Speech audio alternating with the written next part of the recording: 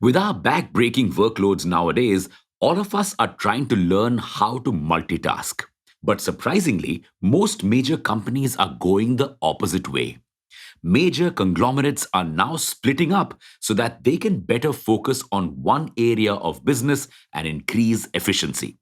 Some, like Ford, are even breaking up their normal vehicle and electronic vehicle production. Now, one of the big four accounting firms in the world is also thinking of doing the same. Ernst& Young, or EY, is considering splitting up its auditing and consulting businesses. Wondering why it's thinking of doing so? Welcome back to Revolution Read On, a daily podcast where we break down one story from the world of business and finance. Click on the subscribe button to never miss an update from us. Here's your story for today. For years now, EY and the other big four firms, KPMG, Deloitte, and PwC, have been minting money by providing both advisory and auditing services to companies. But both regulators and investors have had an issue with their dual roles. Why? Imagine if your school teacher was also your tuition teacher. To ensure that you keep coming back to their tuition, they would check your paper leniently and give you more marks. That's what people think these firms are doing. To make sure that their consulting business keeps booming, they apparently go easy on clients when they are auditing. And this has led to a lot of companies failing miserably and investors losing loads of money. One prime example of this is Enron. The company's auditors failed to identify its mountains of debt and bad assets, paving the way for the company's fall in 2001.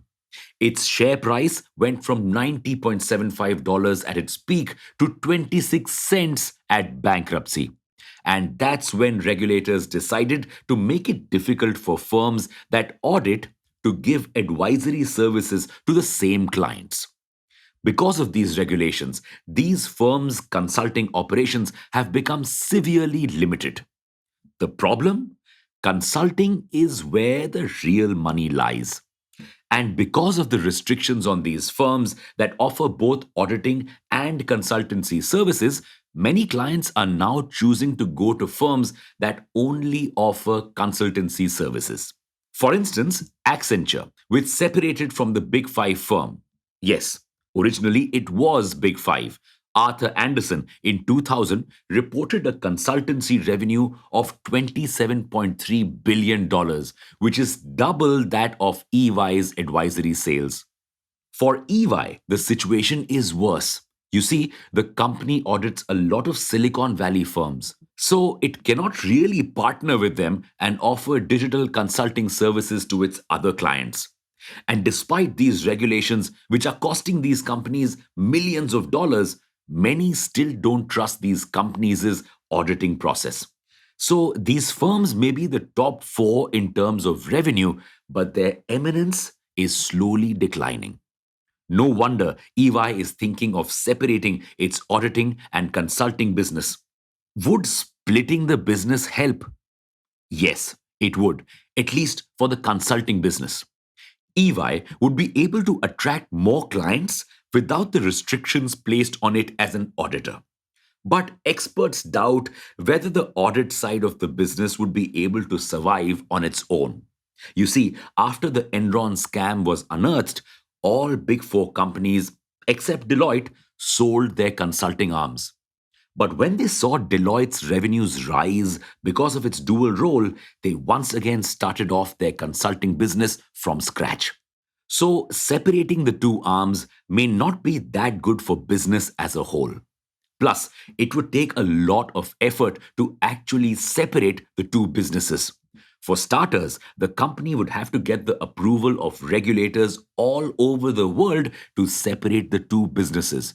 This could take years. Secondly, the separation could bring a lot of stress, extra work, and even dissatisfaction among a lot of employees. Other firms have shown an interest in poaching any employees who feel they cannot take the burden of the split. So, EY would lose precious resources.